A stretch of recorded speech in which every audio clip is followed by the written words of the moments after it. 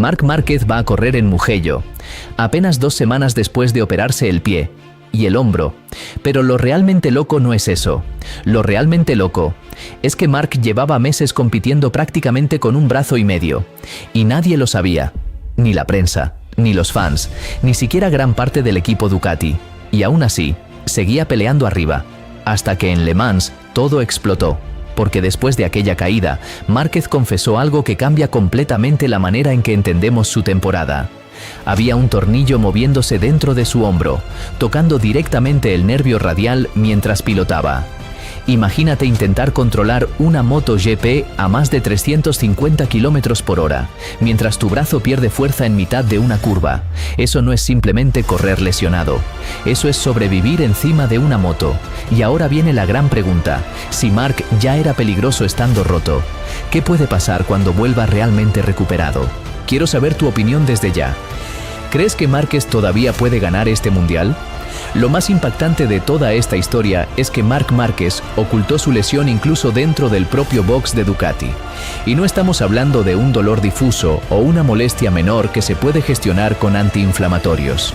Estamos hablando de un tornillo de titanio desplazado dentro del hombro derecho, moviéndose con cada vibración de la moto y rozando directamente el nervio radial. Una lesión que cualquier médico deportivo te diría que es incompatible con pilotar una MotoGP a plena intensidad. Y Marc decidió callarse. Para entender por qué, hay que conocer cómo funciona el nervio radial y qué significa perderlo en carrera.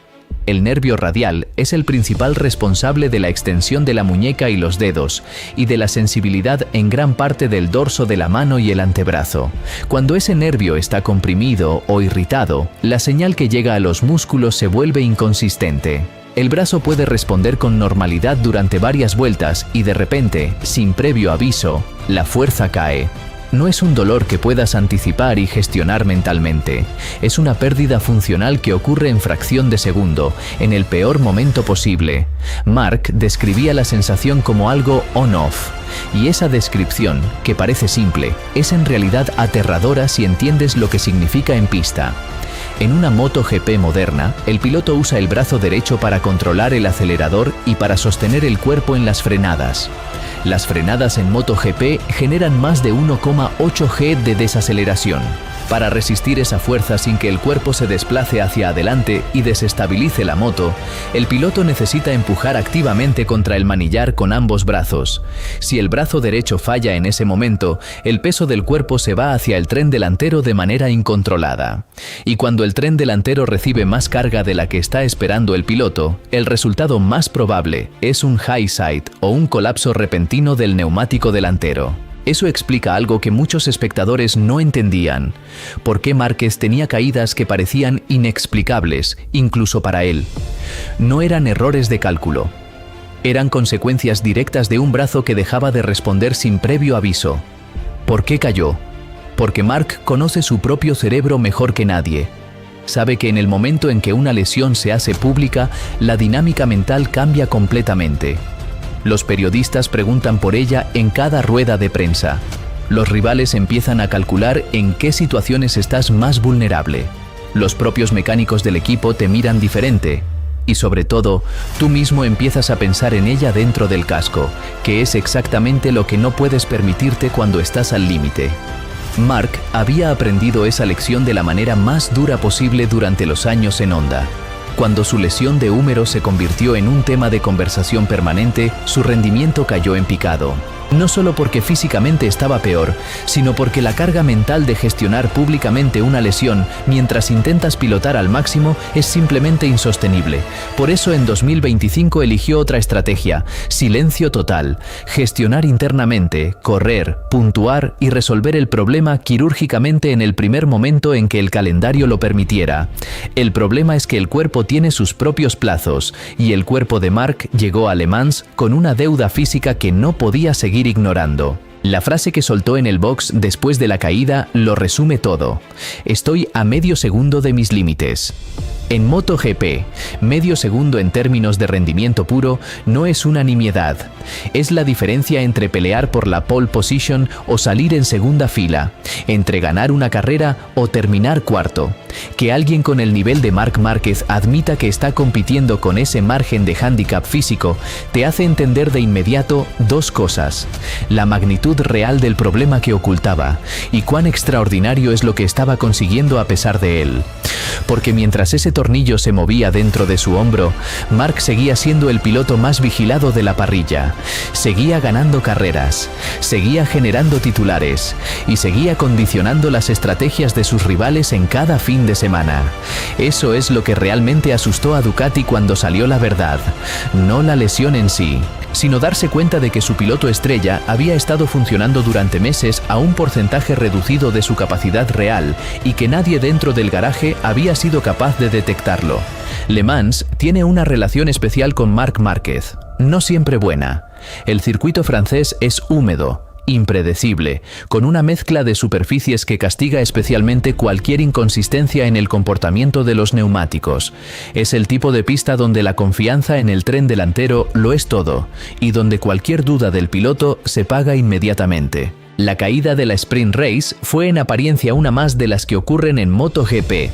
Entrada demasiado agresiva, pérdida de agarre, contacto con el suelo, fractura del quinto metatarsiano del pie derecho. Doloroso, limitante, pero técnicamente manejable con inmovilización y tratamiento. Lo que no sabía nadie en ese momento es que esa caída iba a ser el detonante que sacara a la luz el verdadero problema. Porque Marc ya tenía planificada una operación secreta después del GP de Cataluña en Montmeló. La idea era terminar la carrera en Barcelona, pasar por quirófano esa misma semana para extraer y reposicionar el tornillo del hombro, y volver lo antes posible minimizando el número de grandes premios perdidos. Era un plan diseñado para mantener el secreto hasta el último momento y para controlar al máximo el impacto en el campeonato. Ese nivel de planificación quirúrgica clandestina dice mucho sobre la mentalidad de Marc, pero también sobre la presión que sienten los pilotos de élite para no mostrar debilidad. En un campeonato donde la diferencia técnica entre motos es cada vez más pequeña, el estado físico y mental del piloto se convierte en uno de los pocos vectores donde los rivales pueden encontrar una ventaja. Mostrar vulnerabilidad es darles información que pueden usar. La caída de Le Mans adelantó todo el calendario y eliminó la posibilidad de mantener el plan original. Con el pie fracturado y el hombro en el estado en que estaba, la operación no podía esperar a Montmeló. Había que actuar inmediatamente. Y aquí viene algo que técnicamente no se explica suficiente. Cuando un piloto de MotoGP lleva meses compensando una lesión en un brazo, el cuerpo desarrolla patrones de movimiento alterados que con el tiempo pueden ser tan dañinos como la lesión original. La biomecánica del pilotaje en MotoGP es mucho más compleja de lo que parece desde fuera. El piloto no está simplemente sentado encima de la moto, está constantemente ajustando la posición de su cuerpo para controlar el reparto de peso entre el eje delantero y el trasero. En frenada, el cuerpo se desplaza hacia adelante y los brazos empujan contra el manillar para no caer sobre él. En aceleración, el cuerpo se desplaza hacia atrás para cargar el tren trasero y mejorar la tracción. En las curvas hay un equilibrio constante entre la fuerza centrífuga y el desplazamiento del cuerpo hacia el interior. Todo ese sistema de ajustes funciona de manera óptima cuando los dos brazos y los dos hombros tienen la misma fuerza y sensibilidad. Cuando uno de los lados falla, el cerebro empieza a compensar automáticamente, inconscientemente, y esas compensaciones, sostenidas durante meses, generan sobrecargas asimétricas en el cuello, la espalda y el hombro contrario. Es el mismo fenómeno que ocurre cuando alguien tiene una cojera. La pierna buena termina sobrecargada porque asume el trabajo que debería hacer la lesionada. Para Marc, correr con el tornillo moviéndose en el hombro derecho durante varios meses significaba que su cuerpo estaba desarrollando compensaciones posturales que podrían haber generado lesiones secundarias en el hombro izquierdo o en la zona cervical, no de manera inmediata, pero sí acumulativa. La operación no solo resolvió el problema del tornillo, detuvo un proceso de deterioro que en el medio plazo podría haber sido mucho más serio. El estilo de pilotaje de Mark es especialmente dependiente del hombro derecho por una razón técnica muy concreta. Mark carga el tren delantero más que casi ningún otro piloto de la parrilla. Su técnica de frenada implica llegar más tarde de lo que haría cualquier otro piloto, frenar más fuerte y confiar en que el neumático delantero aguante la carga máxima sin colapsar. Para sostener ese estilo, necesita que sus brazos puedan ejercer una presión activa y controlada sobre el manillar en el momento de mayor carga dinámica. Si el brazo derecho falla en ese punto, no puede ejecutar su frenada característica. Y si no puede frenar como Marc Márquez, simplemente no puede pilotar como Marc Márquez. Por eso la operación era inevitable. No era una opción que podía seguir posponiendo indefinidamente. Era la condición necesaria para seguir siendo él mismo en pista. Y aquí está la conclusión más incómoda para el resto de la parrilla.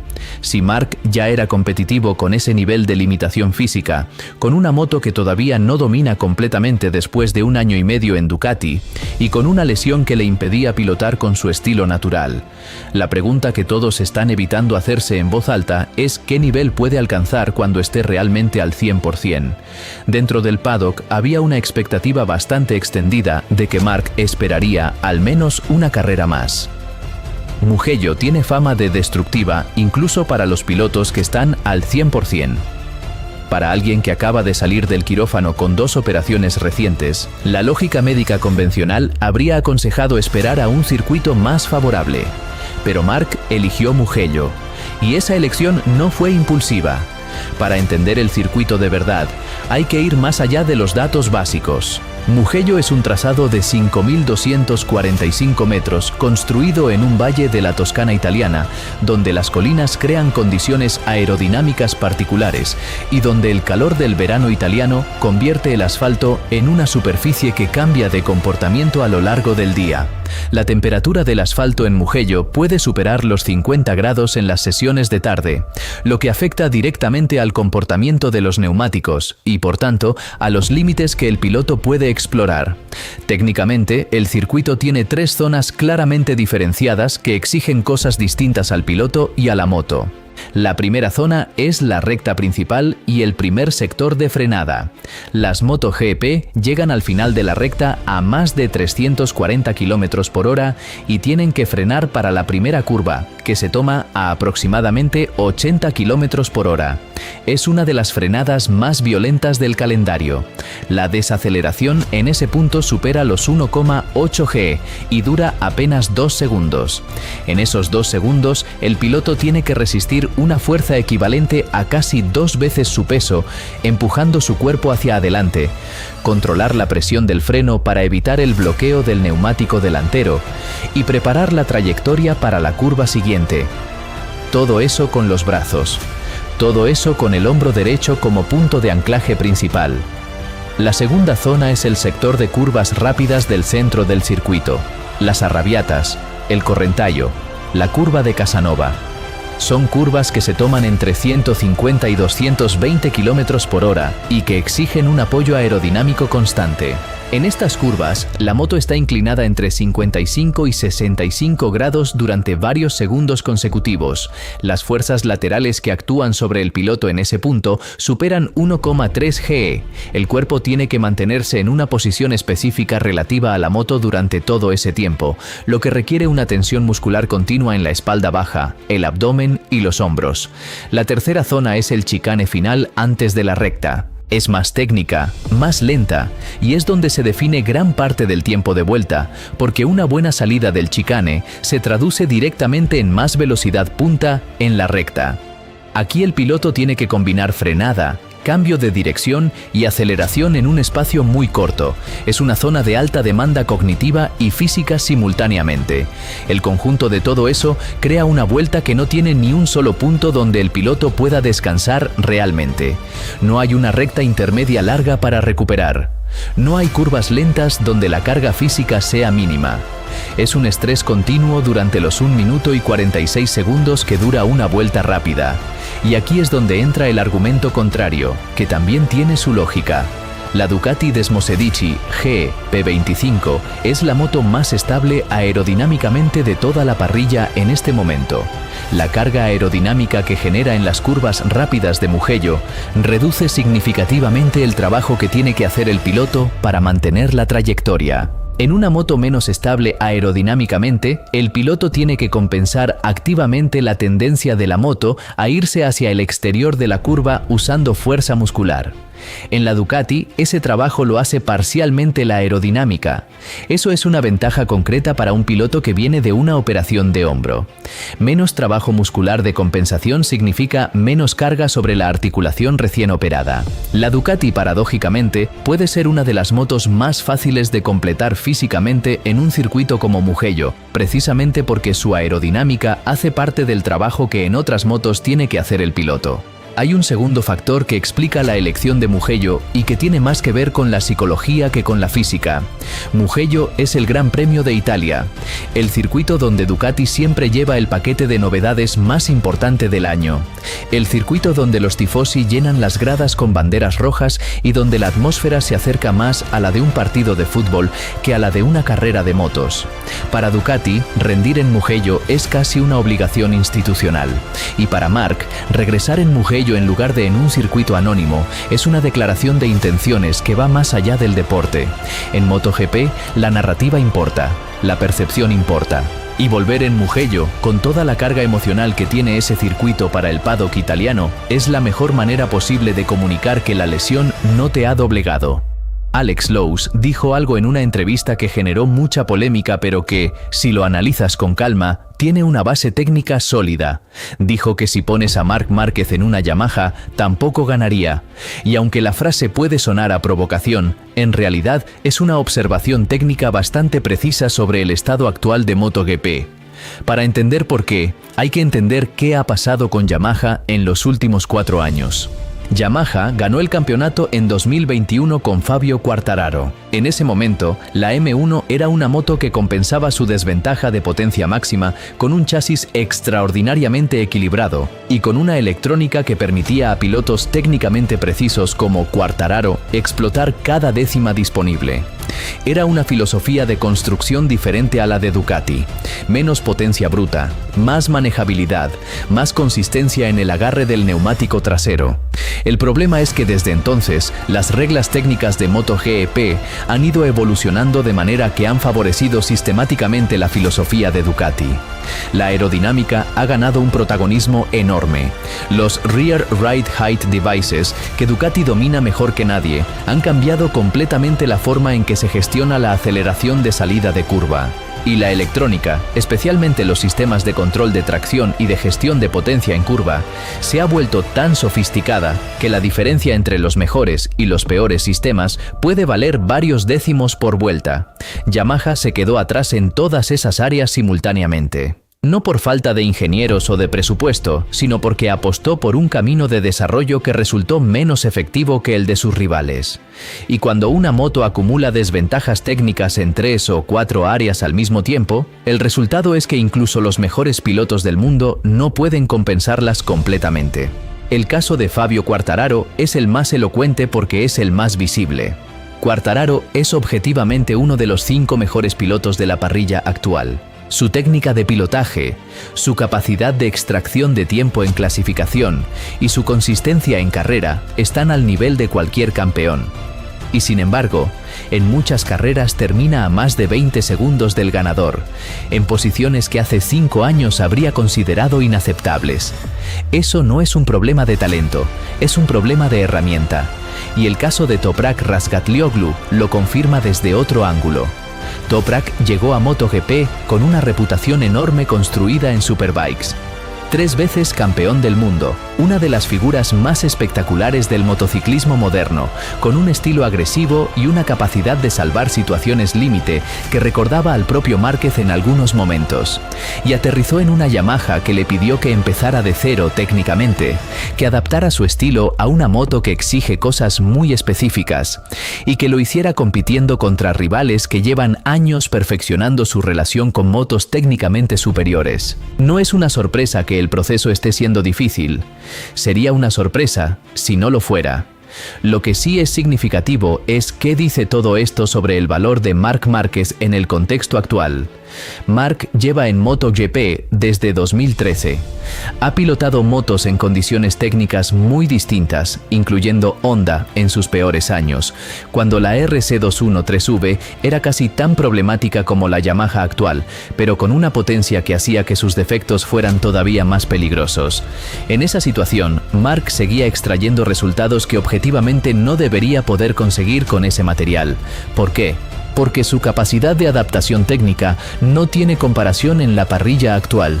Marc no necesita que la moto sea perfecta para ser rápido.